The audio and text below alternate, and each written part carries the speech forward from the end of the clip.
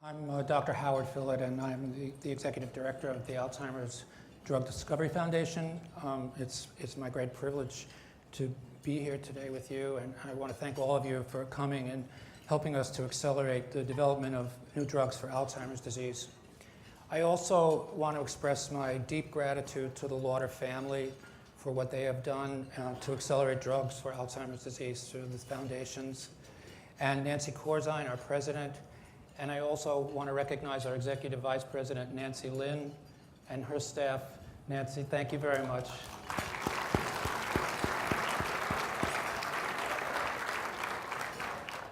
It's really a great privilege for me to have the opportunity to introduce Mr. Mel Goodes to you.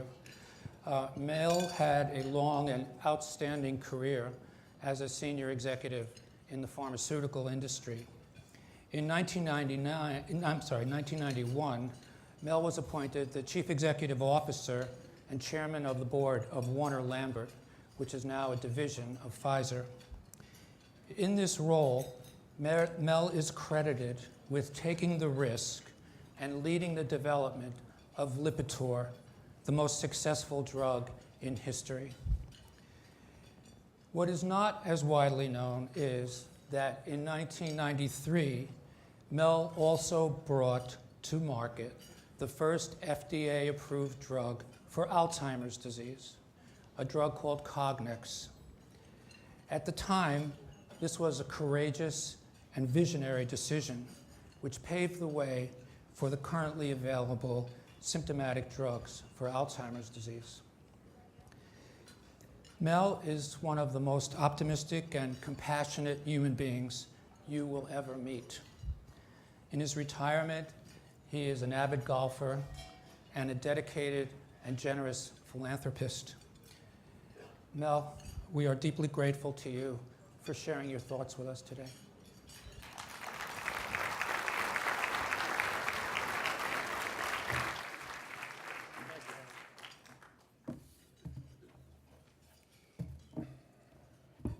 I must confess, it's a 12-year hiatus since I made my last public commentaries. And so many of the people here from Warner Lambert, they're very appreciative of that.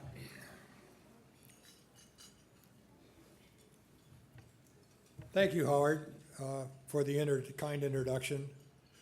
But more important, thank you for your very visionary leadership of ADDF and for the hours of counsel that you have given to Nancy and myself as we move through this journey hand in hand. What do you do when you talk with your doctor and your doctor says the following, the only words you don't want to hear? I'm sorry, you have early stage Alzheimer's. Not long ago, Nancy and I had to confront this reality because it was my doctor talking to me and he was addressing that difficult message. I remember my first reaction, but doc, I feel fine. In fact, I feel great. And I did. I was working out like a boxer. My golf game was almost as good as it used to be.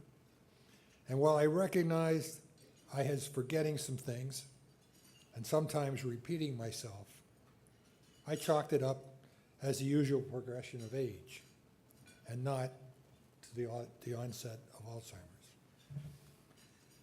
I remember coming home after Nancy and I had got the news and just taking some time to compose ourselves and to begin thinking. And my first thought was, I'll beat this. And after all, I'd had a pretty good track record of beating the odds. 60 years ago, when I was growing up in the steel town of Hamilton, Ontario, Canada, I was determined to beat the grinding poverty that had enveloped our family. I did that. I was the first in our family to go to college, actually the first to go to high school. Fresh from graduate school, I was determined to prove myself very quickly as a leader on the rise. I did that. At the age of 30, I became Warner Lambert's youngest ever country manager and ran a Mexican operation of 3,000 people. And I guess I caught some notice because after a string of leadership jobs, I was asked to run the company. In 1991, I became chairman of Warner Lambert. Some people thought I was a perfect sucker for the job. Some of them are here today. Because when I came to the helm, Warner Lambert was a mess. Its total market value was less than $10 billion, and its biggest selling medicine had just gone off patent. And we were being described by analysts, and this is an actual quote, as being amongst the walking dead of the pharmaceutical industry. Not exactly encouraging words. In just 8 years, Warner Lambert went from being amongst the walking dead to becoming a company that Pfizer was happy to buy for $110 billion. We went from a company with practically nothing in the pipeline to the enterprise that invented what is now the world's best-selling medicine, Lipitor. Along the way, we discovered and developed the first FDA treatment for Alzheimer's called Cognex. Remembering all the time I faced long odds and didn't blink, I wondered, why can't I beat Alzheimer's too? And then, over a few days, the reality set in. Alzheimer's disease is pitching a perfect game. No matter how hard you swing, you're going to go out. I stand here today knowing that for all my determination, for all my will, for all the support that I have from a loving family and a wonderful set of friends, that I almost certainly will not beat Alzheimer's. Hey, let me tell you, I'm going to try like hell.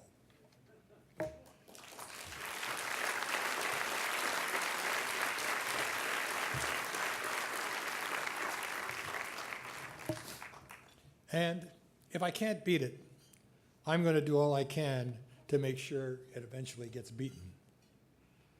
My Alzheimer's diagnosis has made me search out every scrap of information about the disease.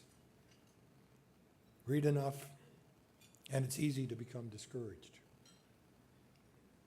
Warner Lambert began marketing Cognex in the early 1990s. Now, nearly 20 years later, we have very little more in the way of effective medications. The few medicines available treat only the symptoms, and at best, slow the apparent progress of the disease. Now we are in a race that's moving at full gallop. It's a race between the baby boomers generation that's moving into the Alzheimer's zone, and the march of science, which for me and for every other patient and caregiver is moving too slow and maybe too late.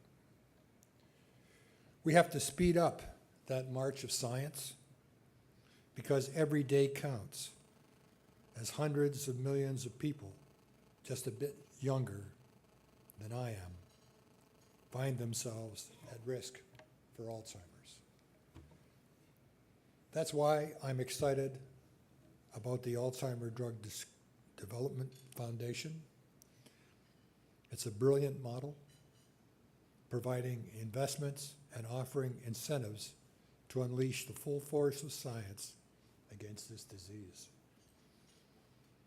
Behind the passion and energy of Leonard Lauder and the medical expertise and vision of Dr. Howard Fillit, ADDF is hard at work to increase the odds that we will all find new approaches to treating Alzheimer's.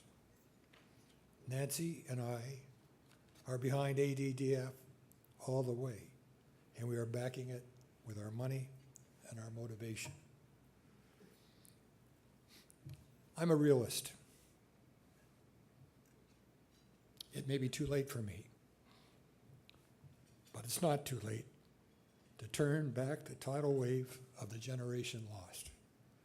There won't be a magic bullet here.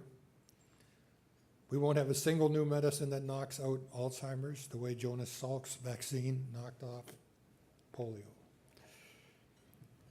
That's why we need a range of approaches and organizations like ADDF to help explore and fund these approaches. I'm convinced that ADDF is bringing us closer to the day when we will have a variety of new treatments for Alzheimer's. Perhaps we can find ways to untangle the plaques that clog the brain, or even sweep those plaques out of the body. Again, I'm a realist. I don't expect biomedical science to ride to my rescue. But I will go out a happy man if we can change the course of this disease for the hundreds of millions of people who will soon be at risk. All of us in this room can help to make this happen. The power is literally in our hands and in our wallets. In closing, despite the news of my Alzheimer's diagnosis, I don't curse my luck or feel sorry for myself. I've had a fabulous life with another great stage to come. I have a great partner who continues to be my inspiration and my love. I have a wonderful family that is with me every step of the way. I'm surrounded by old friends and new ones, and all committed to this cause. And I'm going to take my best shot at beating the odds, because honestly, I don't know any other way to act.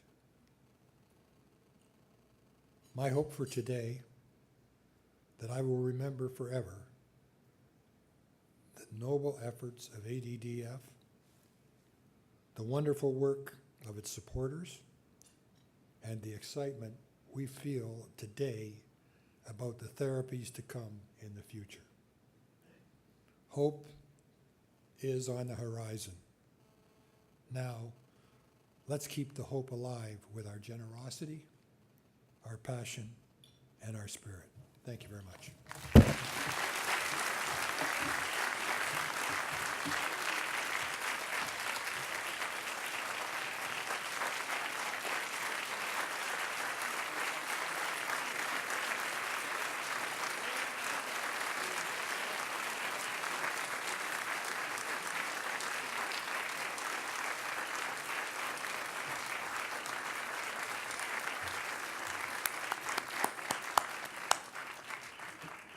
Thank you, Mel, and thank you for the courage that you had in sharing your thoughts and your hopes and your ambitions with us. I don't know how many of us would have been as brave as Mel has to come up and stand in front of this large group and say what he has. And thank you for your encouragement in so many ways, Mel. Yes, hope's on the horizon, and it's in your own words, it's a race, yet every day brings us closer.